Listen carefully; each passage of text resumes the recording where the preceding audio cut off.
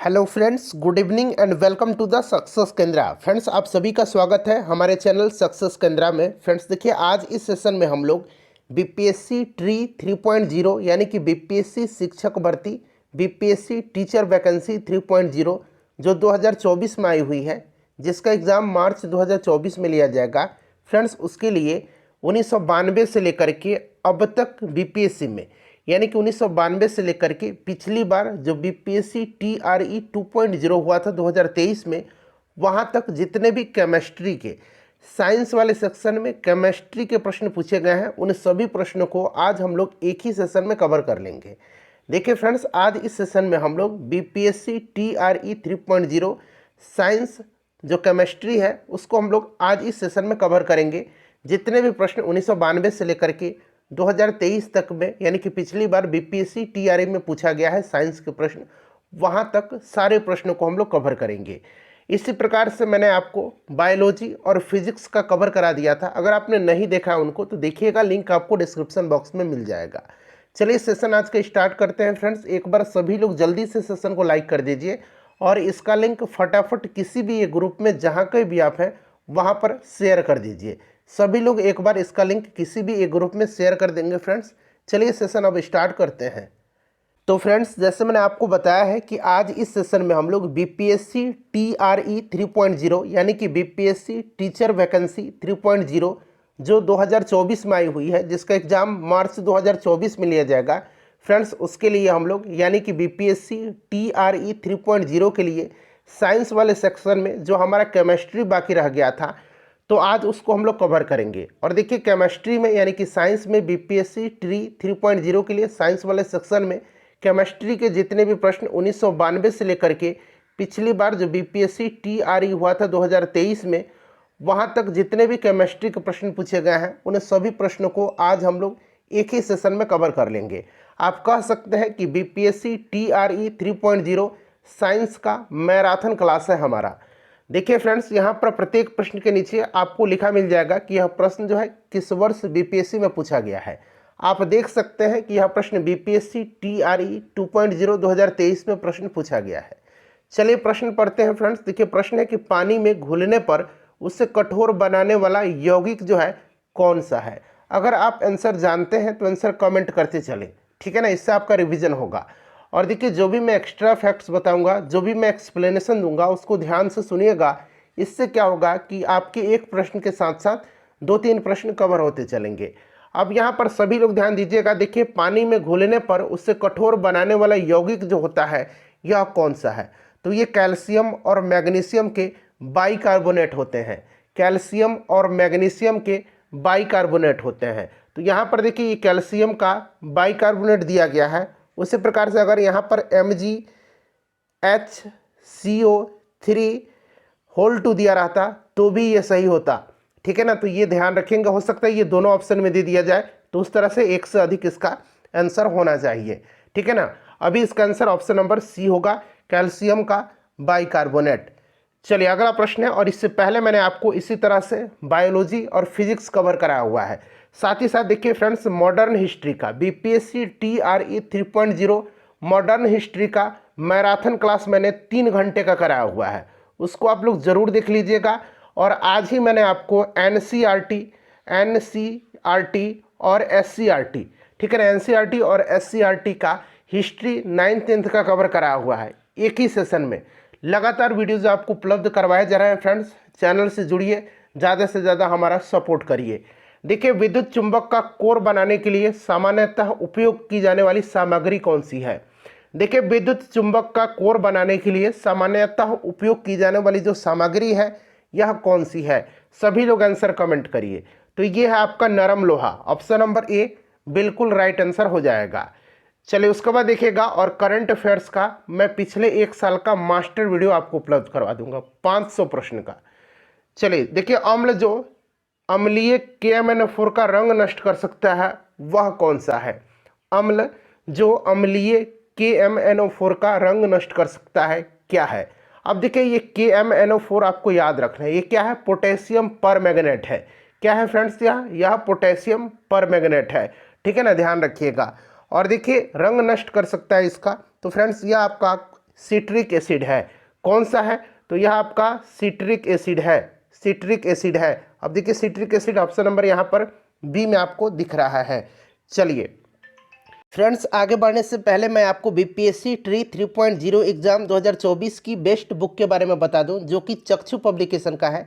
यहाँ पर फ्रेंड्स आप देख भी सकते हैं बीपीएससी बिहार शिक्षक बहाली, और देखिए ये प्राथमिक विद्यालय अध्यापक यानी कि प्राइमरी स्कूल टीचर भर्ती परीक्षा के लिए यह स्टडी गाइड है, संपूर्ण स्टडी गाइड है। यहाँ पर आप देख भी सकते हैं फ्रेंड्स।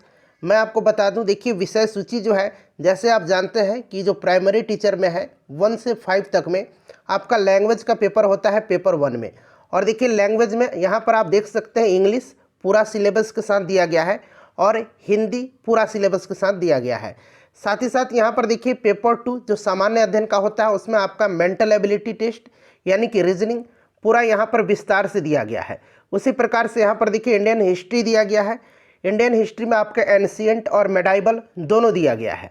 और यहाँ पर आप देख सकते हैं जो अलग से बीपीएससी ट्री में भारतीय राष्ट्रीय आंदोलन, इंडियन नेशनल मूवमेंट यानी कि जो मॉडर्न हिस्ट्री वाला सेक्शन है वो भी यहाँ पर कंप्लीट दिया गया है। यहाँ पर देखिए भारत का भूगोल यानी कि ज्योग्राफी ऑफ इंडिया, और यहाँ पर विश्व का भूगोल यानी कि वर्ल्ड ज्योग्राफी, ये भी पूरा कंप्लीट दिया गया है। उसके पास यहाँ पर देख सकते हैं पॉलिटी वाला पूरा यहाँ पर डिटेल में दिया गया है। यहाँ पर देखिए इकोनॉमिक्स दिया गया है, इंडियन इकोनॉमी। उसी प्रकार यहाँ से देख लीजिएगा साइंस वाले सेक्शन में फ्रेंड्स, देखिए यहाँ पर आपका केमिस्ट्री है, बायोलॉजी है, पूरा सिलेबस कवर किया गया है। और यहाँ पर देख सकते हैं गणित भी है, और यहाँ पर देखिए फिजिक्स भी दिया गया है। पूरा यह बुक कंप्लीट बुक है जो कि आपकी प्रिपरेशन में 4 चांद लगाएगा। और देखिए जैसे कि मैंने आपको बताया है कि बिहार से रिलेटेड भी यहाँ पर बहुत सारे फैक्ट्स दिए गए हैं। यहाँ पर देखिए पूरा बिहार से रिलेटेड फैक्ट्स दिया गया है, और देखेंगे यहाँ पर बिहार से संबंधित आपको 100+ MCQ भी इस बुक में दिया गया। देखिए फ्रेंड्स, चक्षु पब्लिकेशन का बीपीएससी ट्री 3.0 अन्य एग्जाम के लिए भी बुक आता है, जो कि आप बुक को खरीद करके अपनी तैयारी को और भी मजबूत कर सकते हैं। नेक्स्ट क्वेश्चन है हमारा, अगला प्रश्न देखिएगा। नेक्स्ट क्वेश्चन है कि नाभिकीय रिएक्टरों में D2O का उपयोग होता है। अच्छा, ये D2O क्या है फ्रेंड्स, बताएंगे। तो देखिए ये जो D2O है इसको भारी जल कहा जाता है, और नाभिकीय रिएक्टर में D2O का उपयोग जो है ये मंदक के रूप में किया जाता है, मंदक के रूप में किया जाता है। ऑप्शन नंबर यहाँ पर सी राइट आंसर हो जाएगा। चलिए उसके बाद देखिएगा कि लैक्टियल निम्नलिखित में से किससे संबंधित होता है। लैक्टियल जो होता है यह किससे संबंधित होता है। चलिए सभी लोग इसका आंसर कमेंट करिएगा। ये शायद बायोलॉजी वाले सेक्शन में भी मैंने करा दिया था इस प्रश्न को, ये फिर से रिपीट हो गया है, तो जिन्होंने भी ध्यान से देखा है उसका आंसर कमेंट करिए। लैक्टियल निम्नलिखित में से किससे संबंधित होता है। तो लैक्टियल जो होता है ये वसा अवशोषण से संबंधित होता है। देखिए Al2O3 2SiO2 × 2H2O निम्नलिखित में से किसका रासायनिक सूत्र है। चलिए बताइएगा ये किसका रासायनिक सूत्र है। Al2O3 × 2SiO2 × 2H2O। तो फ्रेंड्स यह चीनी मिट्टी का जो है यह रासायनिक सूत्र है। चलिए उसके बाद देखिएगा कि निम्नलिखित में से किस गैस को वायुमंडलीय प्रदूषक माना जाता है। किस गैस को इनमें से वायुमंडलीय प्रदूषक माना जाता है। आर्गन को नहीं माना जाता है, ऑक्सीजन को भी नहीं माना जाता है, सल्फर डाइऑक्साइड को माना जाता है, नाइट्रोजन के ऑक्साइड को भी माना जाता है। देखिए सल्फर डाइऑक्साइड और नाइट्रोजन के ऑक्साइड इनसे अम्ल वर्षा होती है, एसिड रेन के ये कारण होते हैं। इस चीज़ को आप ध्यान रखिएगा, ठीक है ना। चलिए फ्रेंड्स नेक्स्ट क्वेश्चन है हमारा कि अभिक्रिया जिसमें ऑक्सीकरण संख्या घटती है उसको कहा जाता है। चलिए बताइएगा अभिक्रिया जिसमें ऑक्सीकरण संख्या घटती है उसको क्या कहा जाता है। तो देखिए अभिक्रिया जिसमें ऑक्सीकरण संख्या घटती है, ठीक है ना, ध्यान रखेंगे, वो पूछा जा रहा है। जिसमें घटती है ऑक्सीकरण संख्या उसको क्या कहा जाता है, उसको रिडक्शन कहा जाता है। रिडक्शन यानी कि अपचयन कहा जाता है। और जिसमें बढ़ती है उसको उपचयन कहा जाता है यानी कि ऑक्सीडेशन कहा जाता है। चलिए अगला प्रश्न करेंगे कि जिन डिब्बों में खाना पैक किया जाता है उन पर टीन की परत चढ़ी होती है, न कि जिंक की परत। क्यों बताइए। जिन डिब्बों में खाना पैक किया जाता है उन पर टीन की परत चढ़ी होती है, न कि जिंक की, क्यों। ज्योग्राफी का भी मैंने इंडियन ज्योग्राफी का बीपीएससी ट्री 3.0 ज्योग्राफी का मैराथन क्लास कराया हुआ है। इसी प्रकार से 1992 से लेकर के 2023 तक में बीपीएससी के पूछे गए सारे ज्योग्राफी के प्रश्न। चलिए प्लेलिस्ट मैंने बना दिया है, लिंक आपको डिस्क्रिप्शन बॉक्स में मिल जाएगा या फिर ऊपर देखिए सबसे आपको वहां पर लिंक दिख रहा होगा बीपीएससी TRE 3.0 प्लेलिस्ट, क्लिक करके सभी वीडियोस को देख लीजिए। तो फ्रेंड्स देखिए इसका राइट आंसर क्या हो जाएगा, जिन डिब्बों में खाना पैक किया जाता है उन पर टीन की परत चढ़ी होती है न कि जिंक की, क्योंकि जिंक जो होता है टीन की तुलना में अधिक प्रतिक्रियाशील होता है। ऑप्शन नंबर बी यहाँ पर राइट आंसर हो जाएगा। चलिए उसके बाद देखिएगा कि वह प्रक्रिया जिसमें प्रकाश संश्लेषण के दौरान वायुमंडलीय कार्बन डाइऑक्साइड को कार्बोहाइड्रेट में परिवर्तित किया जाता है। वह प्रक्रिया जिसमें प्रकाश संश्लेषण के दौरान वायुमंडलीय कार्बन डाइऑक्साइड को कार्बोहाइड्रेट में परिवर्तित किया जाता है। तो फ्रेंड्स ये आपका अपचयन है यानी कि रिडक्शन है, अपचयन है रिडक्शन है। चलिए उसके बाद देखिएगा कि रासायनिक गुणों को अपरिवर्तित रखते हुए एक परमाणु के नाभिक में जोड़े जाने वाले कण कौन से हैं, रासायनिक गुणों को अपरिवर्तित रखते हुए। तो फ्रेंड्स यह न्यूट्रॉन है। कौन सा है? न्यूट्रॉन है। चलिए उसके बाद देखिएगा कि माचिस की डिब्बी में रगड़ने वाली जो सतह होती है, माचिस की डिब्बी में आपने देखा होगा यहाँ रेड रेड कलर का रगड़ दोनों साइड होता है। रगड़ने वाली जो सतह पर मौजूद मुख्य रासायनिक घटक है वह क्या है? तो देखिए जो इस पर सतह पर मैच बॉक्स पर, ठीक है ना, माचिस के डिब्बा पर होती है वो होता है आपका वाइट फास्फोरस, और माचिस की तिल्ली पर जो होता है वो होता है आपका रेड फास्फोरस, ठीक है ना। ये रेड फास्फोरस तिल्ली पर होता है और माचिस की जो सतह होती है मैच बॉक्स पर यह आपका वाइट फास्फोरस होता है। तो यहाँ पर सिर्फ फास्फोरस दिया गया है, लेकिन आप जो मैंने बताया है उसको याद रखिएगा। देखिए निम्नलिखित में से कौन सा एल्कोहल पेय के लिए उपयुक्त है? एल्कोहल पेय के लिए जो उपयुक्त है वो आपसे पूछा जा रहा है, कौन सा है? चलिए बताइएगा राइट आंसर इसका क्या होगा। तो फ्रेंड्स यहाँ पर देखेंगे इसका जो राइट आंसर हो जाएगा वो आपका एथेनॉल हो जाएगा। एथेनॉल, इथाइल अल्कोहल भी इसको कहा जाता है और ये आपका शराब के रूप में प्रयुक्त होता है। चलिए उसके बाद नेक्स्ट क्वेश्चन है हमारा कि धातु निष्कर्षण में निम्नलिखित में से किसका उपयोग किया जाता है? धातु निष्कर्षण में किसका उपयोग किया जाता है? तो देखिए धातु निष्कर्षण में जो है कोक का इस्तेमाल किया जाता है। कोक एक प्योर कार्बन है और इसका उपयोग स्टील के मैन्युफैक्चरिंग और मेटल एक्सट्रैक्शन यानी कि धातु निष्कर्षण में किया जाता है, ठीक है ना। चलिए उसके बाद देखिएगा किसी ईंधन की दक्षता खाली स्थान दिया गया है के संदर्भ में व्यक्त की जाती है। किसी भी ईंधन की दक्षता जो है किसके संदर्भ में व्यक्त की जाती है? सभी लोग आंसर कमेंट करिए, राइट आंसर क्या होगा। तो देखिए किसी भी ईंधन की दक्षता उसके कैलोरीफिक वैल्यू जो होता है, उसका कैलोरी मान होता है, उसी में व्यक्त की जाती है। और कैलोरीफिक वैल्यू का यूनिट जो होता है ये किलो जूल पर केजी होता है, ठीक है ना, ये भी आप ध्यान रखिएगा। चलिए उसके बाद देखिएगा कि पेंसिल लेड बनाने के लिए किस पदार्थ का उपयोग किया जाता है? पेंसिल लेड बनाने के लिए सिंपल सा क्वेश्चन है, ग्रेफाइट का इस्तेमाल किया जाता है। ग्रेफाइट राइट आंसर हो जाएगा। देखिए तेल सिल्क क्या है? तेल सिल्क जो है ये क्या है? तो तेल सिल्क जो है फ्रेंड्स यह क्या है? तो समुद्र की सतह पर तेल की पतली फिल्म है। सारे केमिस्ट्री के प्रश्न हैं। BPSC tree 3.0 science marathon class हमारा चल रहा है। चलिए उसके बाद देखिएगा कि शुद्ध पानी की तुलना में अशुद्ध पानी का क्वथनांक। तो देखिए शुद्ध पानी की तुलना में अशुद्ध पानी का क्वथनांक जो होगा ये क्या होगा? समान रहेगा, बढ़ेगा, घटेगा, क्या होगा बताइए। तो देखिए शुद्ध पानी की तुलना में अशुद्ध पानी का क्वथनांक जो है यह बढ़ जाता है। क्या होता है फ्रेंड्स? बढ़ जाता है। चलो उसके बाद देखिएगा कि साबुन एवं डिटर्जेंट स्रोत हैं कार्बनिक प्रदूषण के, जैसे कि साबुन एवं डिटर्जेंट स्रोत है कार्बनिक प्रदूषण के, जैसे कि, तो देखिए ये होते हैं कार्बनिक प्रदूषण जैसे कि आपका fatty acid, glycerol, polyphosphate, sulphonated hydrocarbon, ठीक है ना, तीनों दिया गया है। और फैटी एसिड का भी नाम आप ध्यान रखिएगा, ठीक है ना। तो ये चार नाम आप याद रखेंगे, उपरोक्त में से एक से अधिक इसका राइट आंसर हो जाएगा। चलिए उसके बाद देखिएगा कि ऑटोमोबाइल निकास यानी कि एग्जॉस्ट का सबसे खतरनाक धातु प्रदूषक कौन सा है? बताइए ऑटोमोबाइल निकास का सबसे खतरनाक धातु प्रदूषक कौन सा है? तो फ्रेंड्स ये लेड है यानी कि शीशा है। ऑप्शन नंबर यहाँ पर सी राइट आंसर हो जाएगा। देखिए प्रयोगशाला में विकसित हीरे यानी कि LGD के संदर्भ में हीरे के बीज के रूप में किसका उपयोग किया जाता है? बताएंगे किसका उपयोग किया जाता है। आपको चारों ऑप्शन दिख रहा है फ्रेंड्स, चलिए बताइएगा। तो फ्रेंड्स ये आपका कौन सा है? तो ये ग्रेफाइट है, ग्रेफाइट है, ठीक है ना। चलिए अगला प्रश्न है कि बुलेट प्रूफ जैकेट बनाने के लिए उपयोग किया जाने वाला फाइबर कौन सा है? बुलेट प्रूफ जैकेट बनाने के लिए, तो बुलेट प्रूफ जैकेट बनाने के लिए जो उपयोग किया जाने वाला फाइबर है ये केवलर है। क्या है? केवलर है, याद रखिएगा।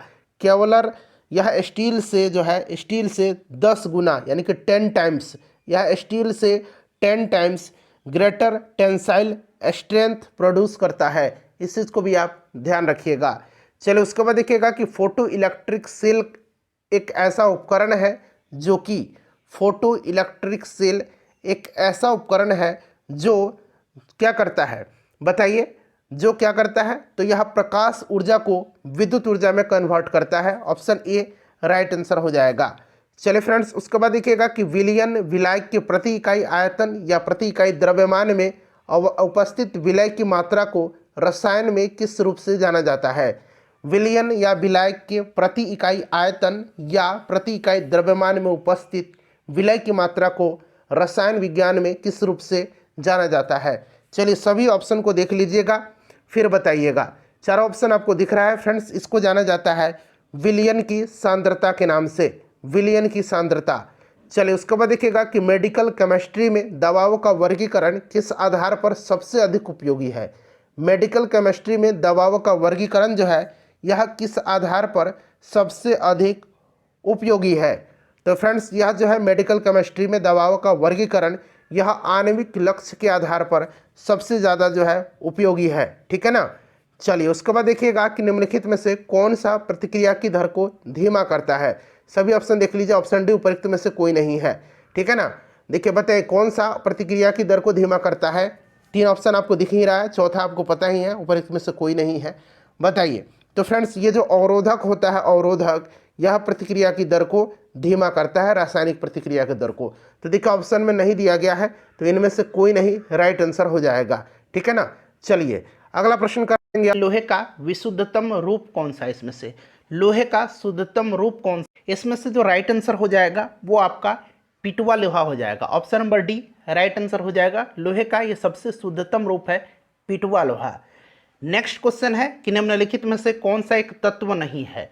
इसमें से कौन सा एक तत्व, ध्यान दीजिएगा, आवर्त सारणी में तत्वों को 3 प्रमुख भागों धातु यानी कि मेटल, अधातु यानी कि नॉन मेटल और उपधातु यानी कि मेटल वाइड्स में विभाजित किया गया है। इनमें से कौन सा एक तत्व नहीं है? तो इसका आंसर गैस हो जाएगा। नेक्स्ट क्वेश्चन है हमारा कि आधुनिक रसायन शास्त्र का जनक किसे कहा जाता है? आधुनिक रसायन शास्त्र का जनक किसे कहा जाता है?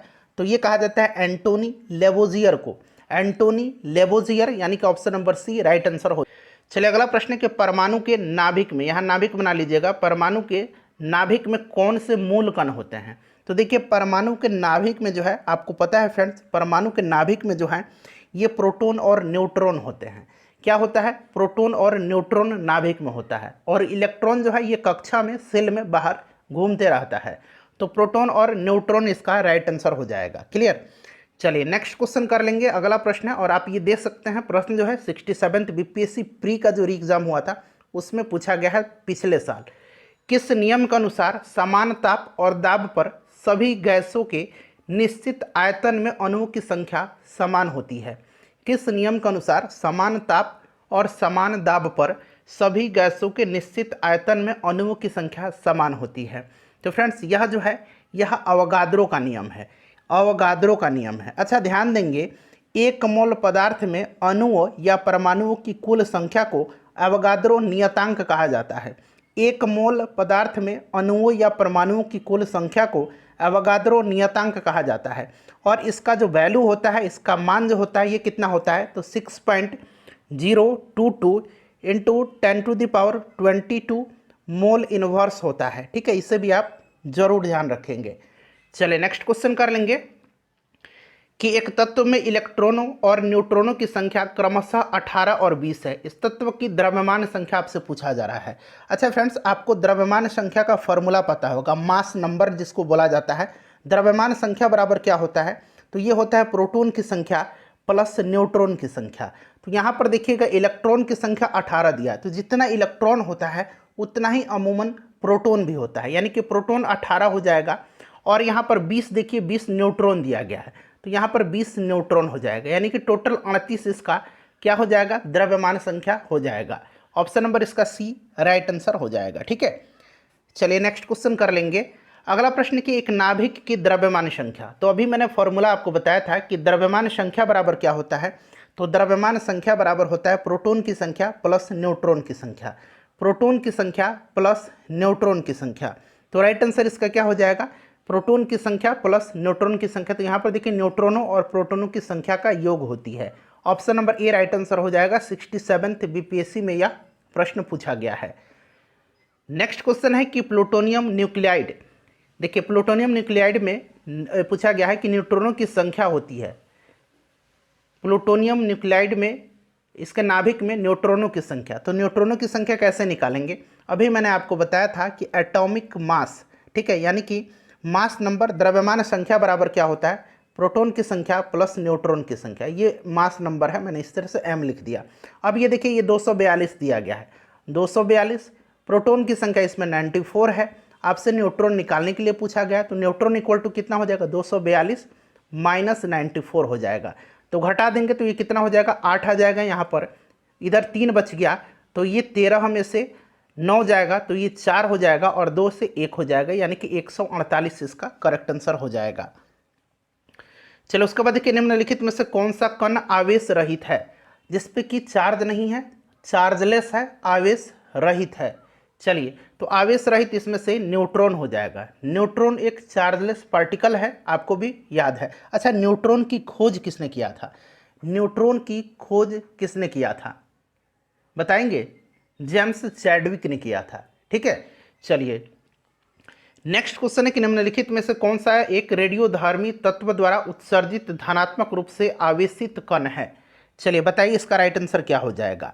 तो देखिए ये आपका हो जाएगा अल्फा किरण। अल्फा कण के 2 धन आवेश होते हैं और इसका द्रव्यमान हीलियम के परमाणु के बराबर होता है, ये अल्फा किरण हो जाएगा। चलिए एक तत्व के समस्थानिक अलग अलग होते हैं, एक तत्व के समस्थानिक अलग अलग होते हैं। समस्थानिक में क्या होता है, समस्थानिक में प्रोटॉन की संख्या क्या होती है, प्रोटॉन की संख्या बराबर होती है। ठीक है, और उसमें क्या होता है, यानी कि प्रोटॉन की संख्या की बात हो रहा है, तो यानी कि इसका आपका परमाणु का जो परमाणु संख्या है, परमाणु का संख्या वो समान होता है और द्रव्यमान संख्या भिन्न भिन्न होता है। ठीक है, तो यहाँ पर देखिए द्रव्यमान संख्या में ये अलग अलग होती है, तो ऑप्शन नंबर इसका बी राइट आंसर हो जाएगा। ठीक है, चलिए नेक्स्ट क्वेश्चन कर लेंगे कि नाभिकीय विखंडन किसके संघात के कारण होता है। नाभिकीय विखंडन आपको पता है कि जब न्यूट्रॉन की बमबारी की जाती है तो ये विखंडित होता है, तो ये न्यूट्रॉन राइट आंसर हो जाएगा इसका। चलिए अगला प्रश्न है फ्रेंड्स, एक बार सेशन को प्लीज़ लाइक कर दीजिए, काफ़ी मेहनत करके मैंने वीडियो आपके लिए लेकर के आया हूँ। देखिए और वीडियो को शेयर जरूर कर दीजिएगा, किसी भी एक ग्रुप में है वहाँ पर शेयर कर दीजिए। फैराडे स्थिरांक क्या है, फैराडे स्थिरांक ये 66 बीपीएससी में 2020 में पूछा गया था। तो फैराडे स्थिरांक जो है यह सार्वभौमिक स्थिरांक है, यह एक सार्वभौमिक स्थिरांक है। ऑप्शन डी राइट आंसर हो जाएगा इसका। चलिए और बायोलॉजी वाला घटना चक्र, बायोलॉजी 69th बीपीएससी पीटी 2023, घटना चक्र 69th बीपीएससी पीटी फिजिक्स, दोनों वीडियो को देख लीजिएगा। निम्न में से किसका पीएच मान 7 है। अब जो भी विलयन उदासीन होता है उसका पीएच मान 7 होता है, तो एक तो उदासीन विलयन हो गया और एक शुद्ध पानी का भी पीएच मान 7 होता है, क्योंकि शुद्ध पानी उदासीन होता है। तो ए और बी इसका राइट आंसर हो जाएगा, 1 से अधिक। क्षारीय विलयन का पीएच मान 7 से अधिक होता है और इसका जो है 7 से कम होता है अम्लीय विलयन का। चलिए नेक्स्ट क्वेश्चन करेंगे कि निम्नलिखित में से किस विलयन के पीएच का मान 7 से अधिक होता है। तभी मैंने बताया 7 से अधिक क्षारीय, 7 से कम अम्लीय, 7 जिसका होता है वह उदासीन होता है। NaCl जो हम लोग खाने वाला नमक है ये भी उदासीन होता है, इसका पीएच मान 7 होता है। शुद्ध जल का भी पीएच मान 7 ही होता है, शुद्ध जल का पीएच मान 7 ही होता है, इसे भी आप जरूर याद रखेंगे। ठीक है, चलिए तो राइट आंसर क्या हो जाएगा, क्षारीय विलयन। अगला प्रश्न है कि पानी का पीएच मान, तो पानी का पीएच मान 7 होता है, अभी मैंने आपको बता भी दिया। निम्नलिखित में से किसका गलनांक सबसे उच्च होता है। 66 बीपीएससी का प्री का जो एग्जाम हुआ था 2020 में वो प्रश्न पूछा गया है इसमें कि किसका गलनांक सबसे उच्च होता है। तो निम्नलिखित में से बोरोन का जो है गलनांक सबसे उच्च होता है। इनमें से बोरोन का। नीलम यानी कि रूबी का रासायनिक सूत्र पूछा गया है। रूबी का रासायनिक सूत्र क्या होता है? तो रूबी का रासायनिक सूत्र जो होता है ये एल्युमिनियम ऑक्साइड है, Al2O3 इसका राइट आंसर हो जाएगा।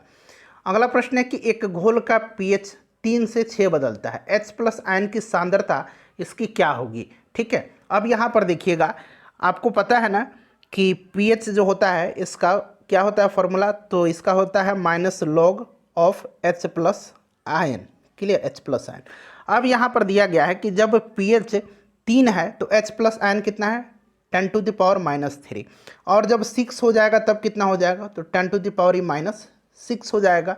ठीक है, अब क्या करेंगे हम 10⁻⁻6 को 10⁻³ से डिवाइड कर देंगे। ठीक है, तो ऊपर ये जाएगा तो ये प्लस में जाएगा ऊपर यहाँ पर। ठीक है, तो ये ऊपर प्लस में जब जाएगा तो बचेगा कितना? 10⁻⁻3, यानी कि ये कितना हो जाएगा? 1 पर 1 2 3 जीरो आ जाएगा, यानी कि 1000 गुना कम हो जाएगी। ठीक है, 1000 गुना कम हो जाएगी। चलिए, ब्रोमीन होती है, ब्रोमीन होती है, तो ब्रोमीन क्या है? ब्रोमीन गहरा लाल रंग धारित तीक्ष्ण गंध वाला एक वाष्पशील द्रव होता है। इसका परमाणु क्रमांक 35 होता है, याद है ब्रोमीन, ठीक है, 35 होता है, और यह कमरे के ताप पर द्रव अवस्था में होता है। ठीक है, राइट आंसर इसका लाल द्रव हो जाएगा।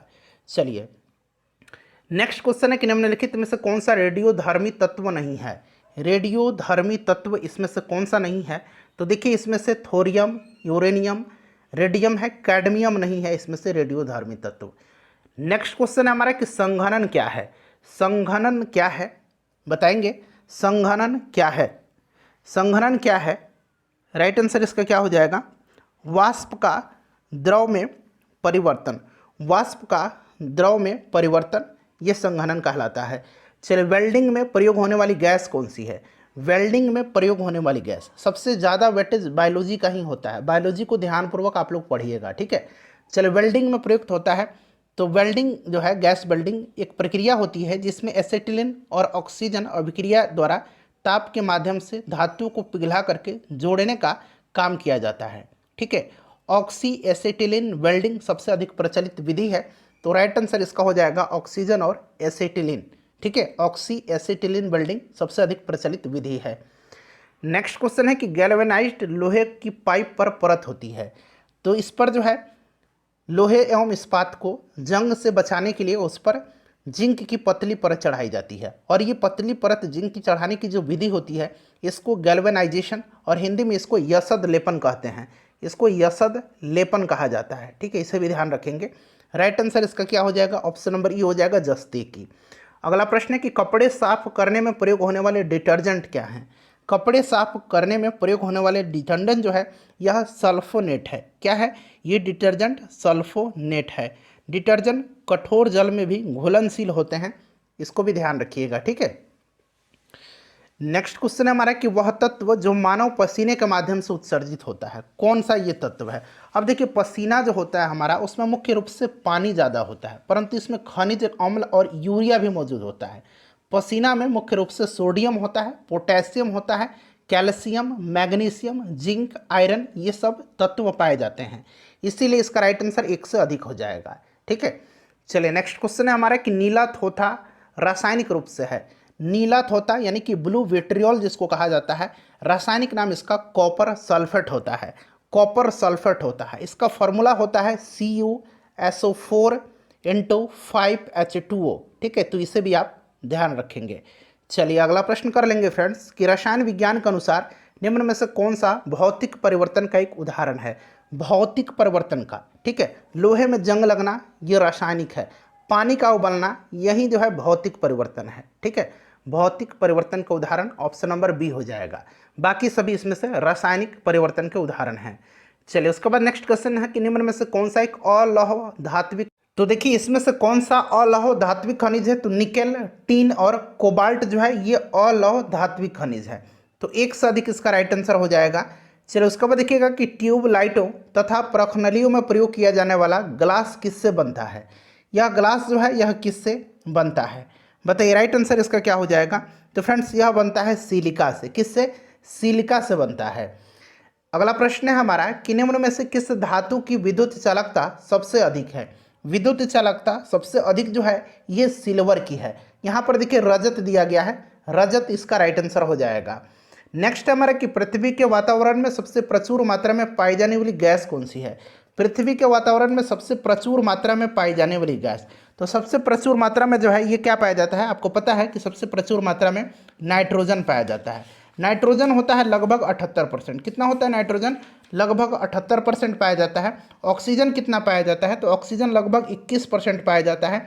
ऑर्गन पाया जाता है 0.93%, इसे याद रखेंगे।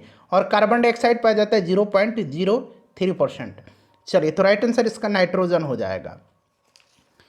अगला प्रश्न कर लेंगे फ्रेंड्स कि अल्कोहल को कार्बोक्सिलिक अम्ल में परिवर्तित किया जा सकता है। अल्कोहल को कार्बोक्सिलिक अम्ल में परिवर्तित किया जा सकता है। बताइए राइट आंसर इसका क्या हो जाएगा। राइट आंसर इसका क्या हो जाएगा? तो मात्र ऑक्सीडेशन के द्वारा। ठीक है, मात्र ऑक्सीडेशन के द्वारा। ऑप्शन नंबर ए इसका करेक्ट आंसर हो जाएगा। उसके बाद देखिए नाभिकीय रिएक्टर में नाभिकीय विखंडन से विद्युत उत्पन्न करने के लिए साधारणतः प्रयोग किया जाने वाला तत्व कौन सा है। नाभिकीय रिएक्टर में नाभिकीय विखंडन से विद्युत उत्पन्न करने के लिए साधारणतः प्रयोग किया जाने वाला तत्व कौन सा है? यह तत्व जो है यूरेनियम है। कौन सा है? यूरेनियम है। अगला प्रश्न के निम्न में से सबसे अच्छा अग्निशामक कौन सा है। सबसे अच्छा अग्निशामक कौन सा है? तो फ्रेंड्स यह कार्बन डाइऑक्साइड है। ठीक है, कार्बन डाइऑक्साइड सबसे अच्छा अग्निशामक है, आग बुझाने में इसका उपयोग किया जाता है। चलो उसके बाद देखिएगा कि फ्लोरीन, फ्लोरीन नहीं है ये, फ्लोरीन जो हम लोग पढ़ते हैं ना, कार्बन का अपरूप है फ्लोरीन। ठीक है, यही है फ्लोरीन।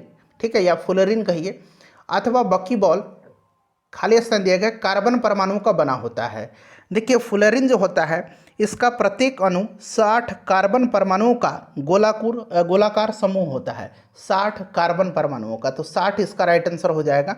तो 60 देखिए ऑप्शन में नहीं दिया गया है, तो उपरोक्त में से कोई नहीं इसका करेक्ट आंसर हो जाएगा। चलो उसके बाद देखिएगा कि अधिक ऊंचाइयों पर द्रवों का क्वथनांक क्या होता है। अधिक ऊंचाई पर जाएंगे तो क्वथनांक जो है घटता है।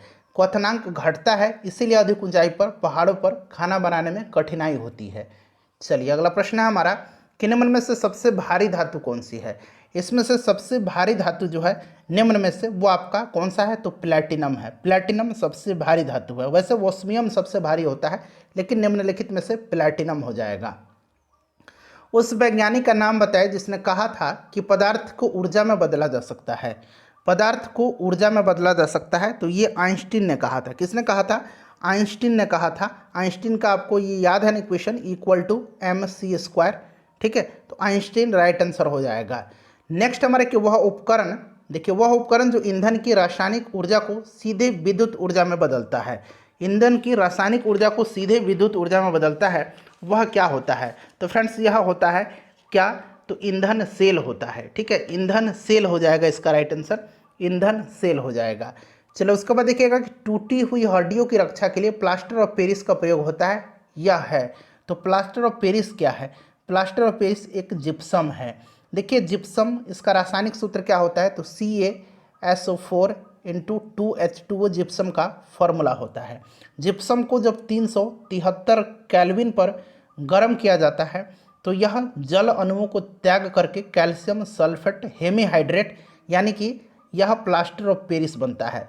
कैल्शियम सल्फेट हेमीहाइड्रेट, ये प्लास्टर ऑफ पेरिस का फॉर्मूला है। ठीक है, और ये जो है ये जिप्सम का फॉर्मूला है। तो याद रखेंगे दोनों को। Option number D right answer हो जाएगा। प्लास्टर ऑफ पेरिस का सूत्र अभी मैंने बताया था आपको, कैल्शियम सल्फेट हेमीहाइड्रेट, इस तरह से भी इसको लिखा जाता है CaSO4 × ½ H2O। तो देखिए यही हाफ यहाँ पर है। ठीक है, तो ये वाला सही हो जाएगा। एक हाइड्रोकार्बन जिसमें कार्बन के 2 परमाणु द्विबंध यानी कि डबल बॉन्ड से जुड़े होते हैं, क्या कहलाता है? तो डबल बॉन्ड से जुड़े होते हैं उसको एल्कीन कहा जाता है। ट्रिपल बॉन्ड से एल्काइन कहा जाता है। सिंगल बॉन्ड से एल्केन कहा जाता है। अगला प्रश्न है कि सिरके का रासायनिक नाम क्या है। अच्छा, सिरके का रासायनिक नाम तो आपको पता है कि इसका एसिटिक एसिड होता है। ठीक है, CH3COOH जो होता है इसका सूत्र होता है, और इसका IUPAC नाम जो होता है ये क्या होता है? तो एथेनोइक अम्ल होता है।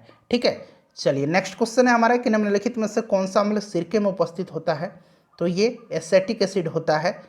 अगला प्रश्न है कि सोडा वाटर की बोतल खोलने पर निकलने वाली गैस कौन सी है।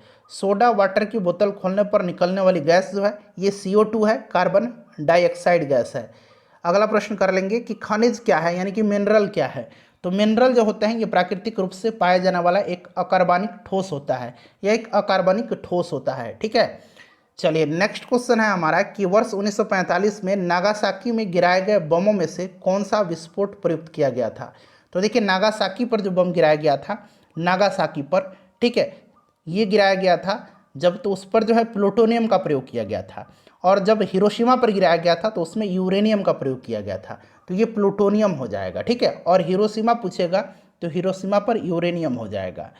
नेक्स्ट क्वेश्चन है कि एक ही प्रकार के परमाणु निम्न में से किस में मिलता है। एक ही प्रकार के परमाणु मिलते हैं प्राकृतिक तत्वों में, प्राकृतिक तत्वों में। अगला प्रश्न है कि सबसे अधिक क्रियाशील धातु कौन सी है। सबसे अधिक क्रियाशील धातु जो है ये पोटेशियम है, पोटेशियम सबसे ज़्यादा क्रियाशील है। ठीक है, ध्यान रखेंगे। उसके बाद देखिए निम्न में से किसे श्वेत धातु भी कहा जाता है। श्वेत धातु कहा जाता है प्लैटिनम को। ये देखिए 67th BPSC प्री एग्जाम जो हुआ था उसमें पूछा गया था। वनस्पति तेल से वनस्पति घी बनाने में प्रयुक्त होने वाली गैस कौन सी है।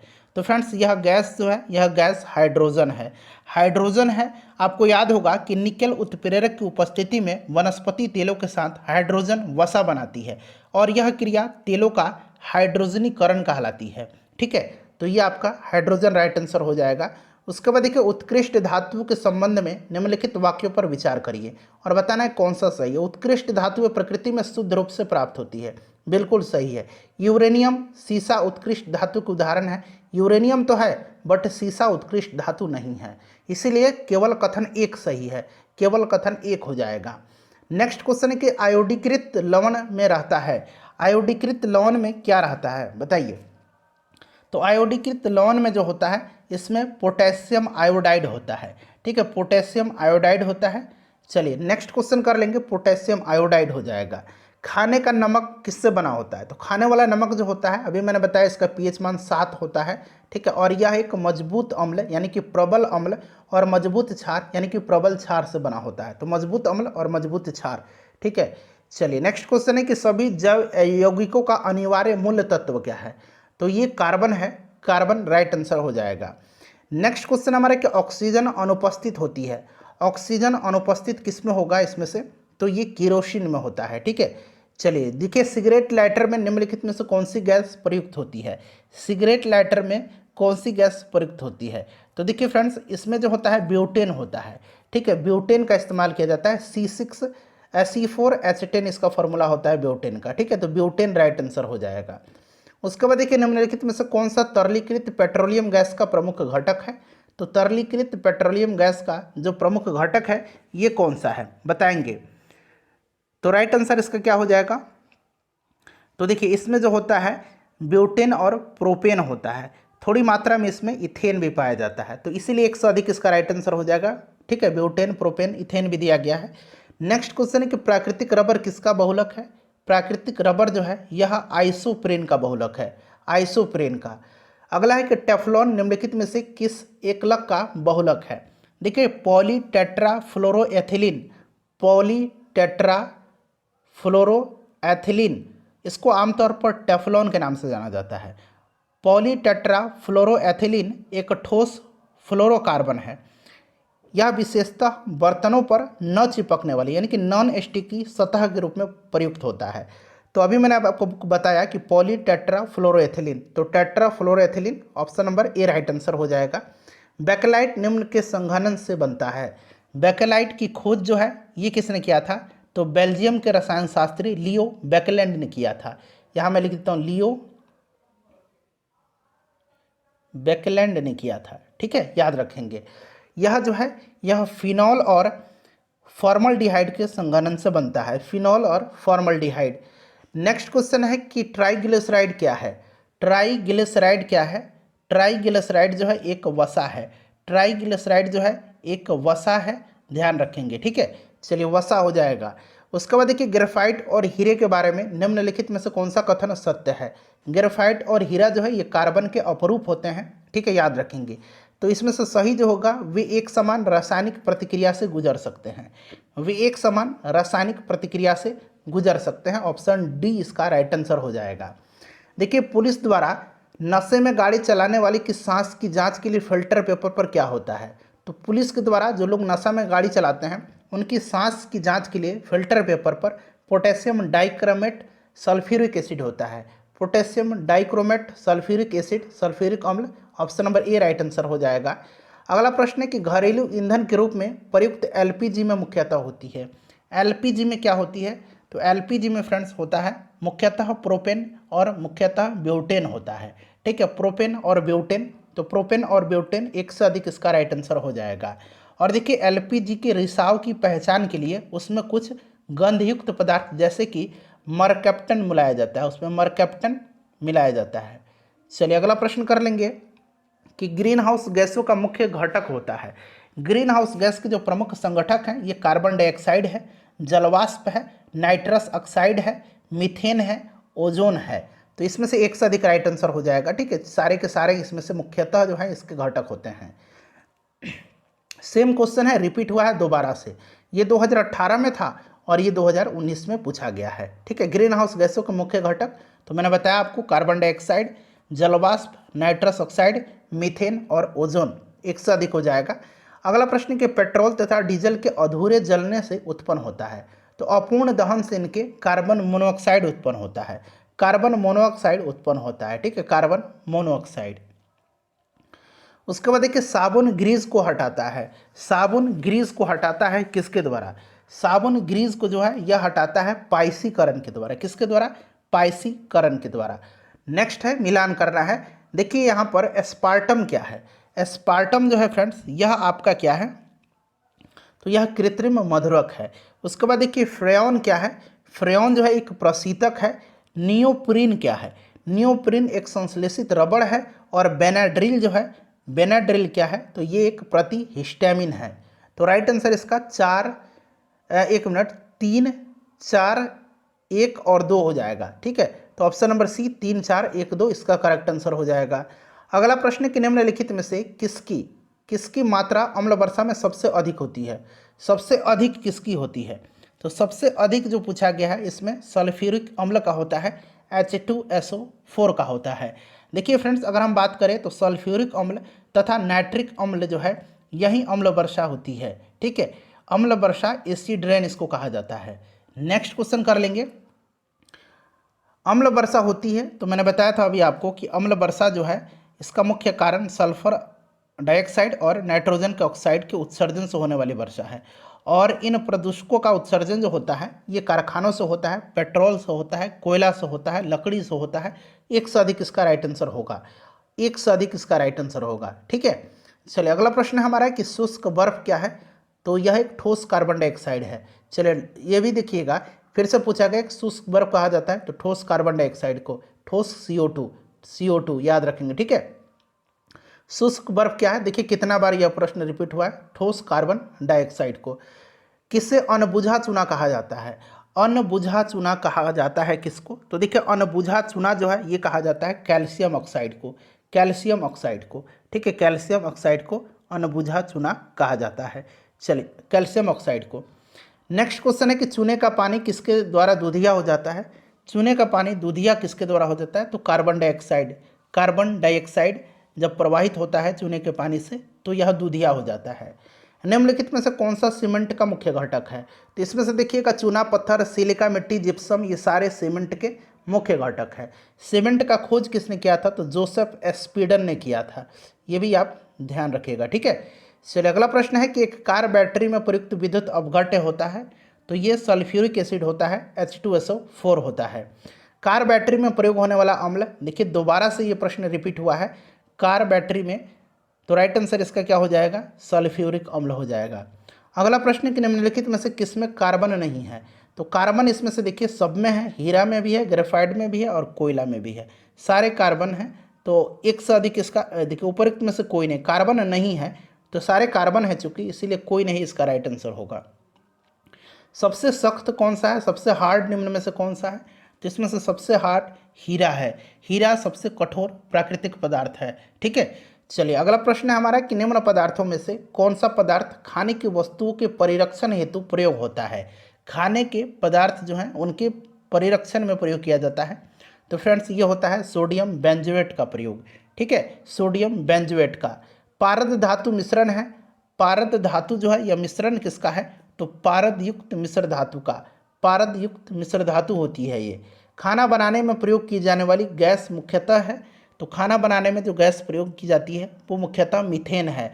मीथेन CH4, इसको मार्स गैस भी कहा जाता है, इसे भी याद रखिएगा। ठीक है, चलिए अगला प्रश्न हमारा कि बायोगैस का निम्न में से कौन सा अवयव प्रमुख है।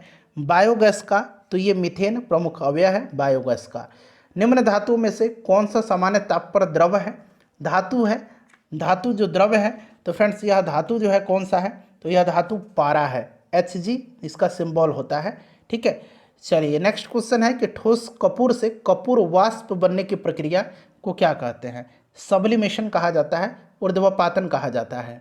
पीतल के बर्तनों को कलई करते समय गर्म बर्तन की सफाई के लिए प्रयोग किए जाने वाले अमोनियम क्लोराइड चूर्ण से निकलने वाला धुआं है। तो ये धुआं जो है, ये धुआं क्या है, यह धुआं जो है अमोनिया और हाइड्रोक्लोरिक एसिड का है। यह धुआं जो है अमोनिया और हाइड्रोक्लोरिक अम्ल होता है, तो अमोनिया और हाइड्रोक्लोरिक अम्ल हो जाएगा। नींबू खट्टा होता है किस कारण से, तो ये सिट्रिक एसिड के कारण होता है। सिट्रिक अम्ल के कारण नींबू खट्टा होता है। टार्टरिक अम्ल इमली में पाया जाता है, अंगूर में पाया जाता है। ठीक है, याद रखेंगे। एसिटिक अम्ल सिरका में पाया जाता है, इमली में और अंगूर में। अगला प्रश्न कि वाहनों से निकलने वाली गैस कौन सी है। वाहनों से निकलने वाली गैस जो है ये कौन सी है, तो देखिए वाहन से कार्बन डाइऑक्साइड भी निकलता है, कार्बन मोनोऑक्साइड भी निकलता है, नाइट्रस ऑक्साइड भी निकलते हैं, सल्फर डाइऑक्साइड भी निकलते हैं। इसलिए एक से अधिक इसका राइट आंसर होना चाहिए अब। ठीक है, चलिए नाइट्रोजन का ऑक्साइड भी है, कार्बन मोनोऑक्साइड भी है, कार्बन डाइऑक्साइड भी है। स्टील को कठोरता प्रदान करने के लिए बढ़ाई जाती है। स्टील को कठोरता प्रदान करने के लिए उसमें कार्बन की मात्रा बढ़ाई जाती है। ठीक है, कार्बन की मात्रा, लोहे में जितना अधिक कार्बन होता है इस्पात उतना ही कठोर बन जाता है। कठोरता बढ़ने के साथ ही उसकी भंगुरता भी बढ़ जाती है। ठीक है, तो ये आपका हो जाएगा कार्बन की मात्रा। उसके बाद देखिए किस खनिज से रेडियम प्राप्त होता है, तो ये खनिज जो है यह पिच ब्लेंड है। ठीक है, चलिए उसके बाद देखिए कि तैरने के तालाब में तैरने से मनुष्य की त्वचा जल जाती है। क्यों जल जाती है, तो ये क्लोरीन के कारण जल जाती है। आपको पता है कि तालाब में जो है जल शुद्धिकरण में क्लोरीन गैस का इस्तेमाल किया जाता है। क्लोरीन की अधिकता के कारण ही त्वचा जल जाती है। हाइड्रोजन को जलाने पर क्या बनेगा, तो हाइड्रोजन जब भी जलेगा ये जल बनेगा। क्या बनेगा, पानी बनेगा। ठीक है, पानी बनेगा। चलिए नेक्स्ट क्वेश्चन है हमारा कि सोने को घोला जा सकता है, तो सोने को एक्वा रेजिया में घोला जाता है। एक्वा रेजिया जो होता है यह सांद्र नाइट्रिक अम्ल और हाइड्रोक्लोरिक अम्ल का यह मिश्रण होता है। ठीक है, तो इनमें से कोई भी आंसर सही नहीं है, तो कोई नहीं इसका आंसर होना चाहिए। क्लियर, चलिए एक्वा रेजिया में सोना को घोला जाता है। हाइड्रोफ्लोरिक एसिड कांच की बोतल में नहीं रखा जा सकता है क्योंकि यह अभिक्रिया करता है, तो यह जो है कांच की सिलिकॉन ऑक्साइड से अभिक्रिया करता है, हाइड्रोफ्लोरिक अम्ल। ठीक है, तो ऑप्शन नंबर इसका right answer option number D हो जाएगा, कांच की सिलिकॉन डाइऑक्साइड से यह अभिक्रिया करता है। चलिए नेक्स्ट क्वेश्चन कर लेंगे कि वायु में थोड़ी देर रखने पर किसी धातु के, देखिए किसी धातु के ऊपर, यहाँ ऊपर बना लीजिएगा, ऊपर हरे रंग की बेसिक कार्बोनेट की परत जम जाती है, वह धातु कौन सा है, तो फ्रेंड्स यह धातु तांबा है। नेक्स्ट क्वेश्चन है कि निम्न में से किस रसायन के कारण पटाखे फूटने पर चमकदार लाल रंग दिखाई देता है, तो यह स्ट्रोंशियम के कारण होता है। किसके कारण से होता है, स्ट्रोंशियम के। विस्फोटक नाइट्रोग्लिसरीन है एक, विस्फोटक नाइट्रोग्लिसरीन जो है यह एक एस्टर है, इसका उपयोग विस्फोटक की तरह किया जाता है, एस्टर है यह। उसके बाद देखिएगा कि घरेलू एलपीजी सिलेंडरों में दाब मापक नहीं प्रदान किए जाते हैं, क्योंकि तो इसमें दाब मापक लगाने से दाब मापक के चोक हो जाने की संभावना रहती है, इसलिए दाब मापक नहीं लगाया जाता है, ये एलपीजी द्वारा चोक हो जाते हैं। नेक्स्ट है कि निम्नलिखित में से किस खनिज द्वारा लोहा प्राप्त किया जाता है, लोहा जो है ये किया जाता है हेमेटाइट के द्वारा। ठीक है, हेमेटाइट लोहा का अयस्क होता है। व्यंजक चूर्ण के लिए कौन सा कथन असत्य है, गलत कथन कौन सा है, तो देखिए हल्के पीले रंग का चूर्ण है, ऑक्सीकारक है, तनु अम्ल की प्रतिक्रिया से क्लोरीन निष्कासित करता है, यह जल में अधिक विलय है। ये गलत है, यह जल में अधिक विलय नहीं होता है, यह जल में अल्प विलय होता है। ठीक है। अगला प्रश्न है कि जिस धातु क्रम प्रक्रिया के अंतर्गत धातु मिश्रित अवस्था में पाई जाती है उसको क्या कहते हैं? उसको क्या कहते हैं? उसको प्रगलन कहा जाता है, उसको प्रगलन कहा जाता है। ठीक है। चलिए, निम्न में से कौन से पीतल के घटक हैं?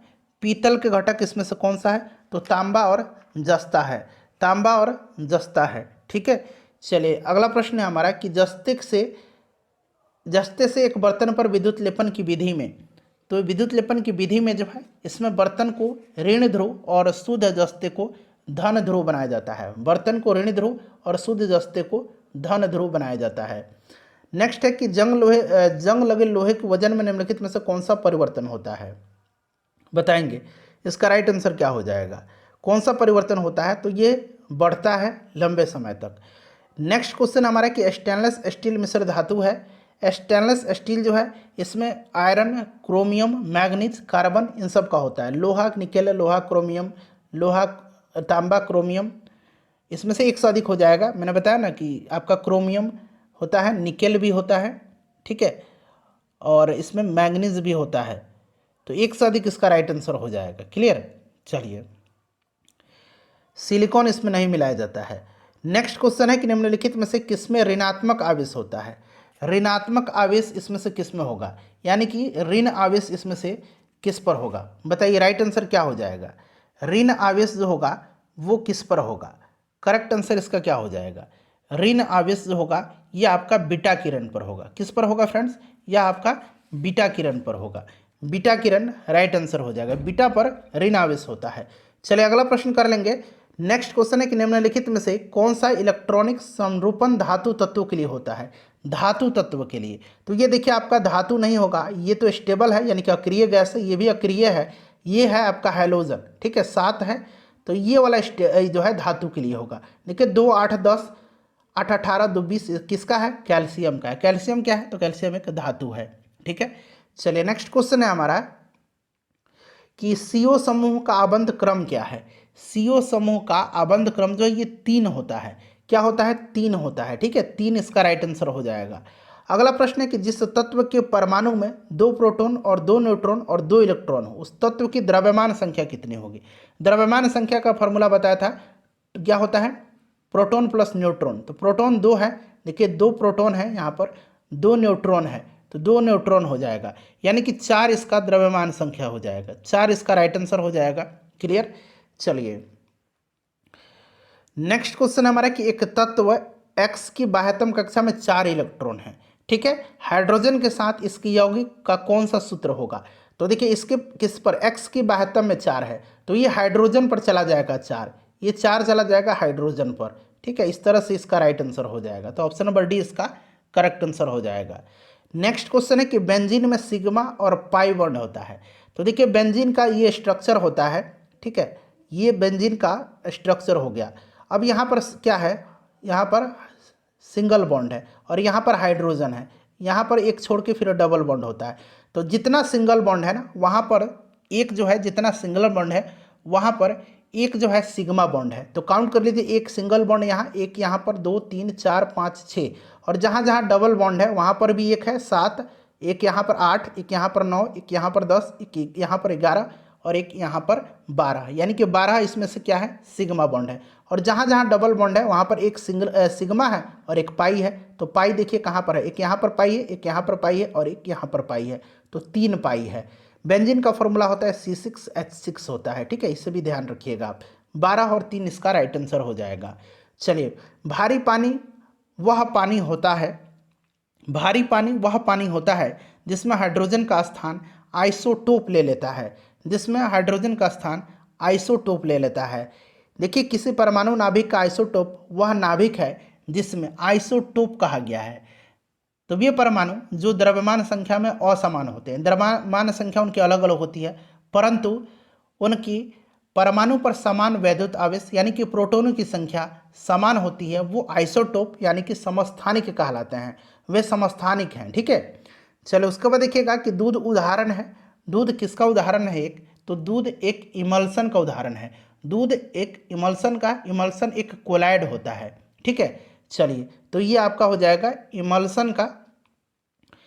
अगला प्रश्न कर लेंगे कि अल्कोहलिक खमीर यानी कि फर्मेंटेशन का आखिरी प्रोडक्ट क्या है। फर्मेंटेशन का आखिरी प्रोडक्ट जो होता है ये इथाइल अल्कोहल होता है। याद रखेंगे इथाइल अल्कोहल होता है, इथाइल अल्कोहल। क्लियर है, याद रखेंगे इथाइल अल्कोहल होता है। नेक्स्ट क्वेश्चन है कि ग्लूकोज को एथिल अल्कोहल में किस एंजाइम के द्वारा बदल दिया जाता है। बहुत ही इंपॉर्टेंट क्वेश्चन है, बताएंगे ग्लूकोज को एथिल अल्कोहल में किस एंजाइम के द्वारा बदल दिया जाता है। ये 66वीं बीपीएससी में हाल ही में पूछा गया है।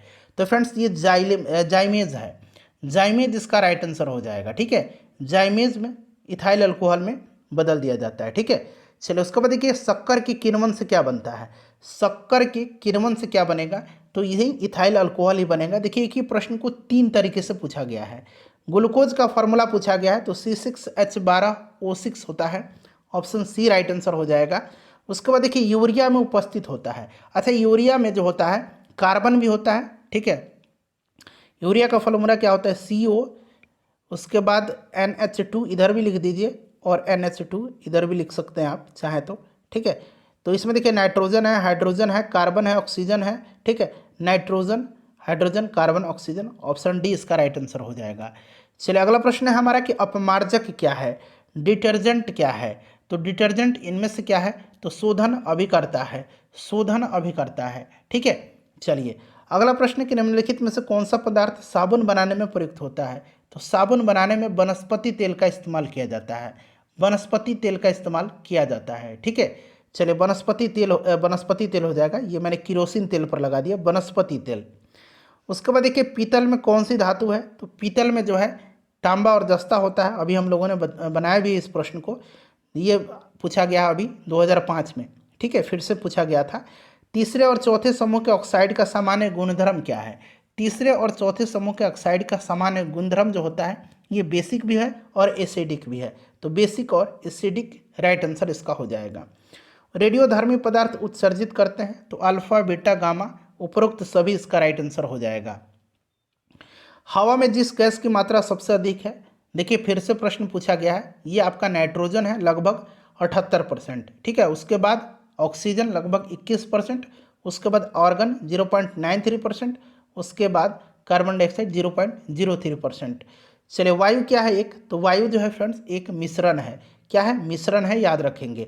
मच्छर भगाने वाली दवाओं में सक्रिय रसायन कौन सा है। तो ये जो रसायन है मच्छर भगाने वाला, इसमें एलिथ्रिन नामक यौगिक मच्छर भगाने वाली दवाओं में सक्रिय रसायन होता है एलिथ्रिन। जल की अस्थायी कठोरता का कारण, जल की अस्थायी कठोरता जो है ये कैल्शियम और मैग्नीशियम के क्लोराइड और सल्फेट के कारण होती है, ठीक है। तो कैल्शियम तथा मैग्नीशियम के क्लोराइड और सल्फेट इसका राइट आंसर हो जाएगा। उसके बाद देखिए पूछा गया कि हास्य गैस क्या है। देखिए प्रश्न 2 बार पूछा गया है, निम्नलिखित में से किससे हंसाने वाली गैस कहा जाता है, यानी कि हास्य गैस, लाफिंग गैस।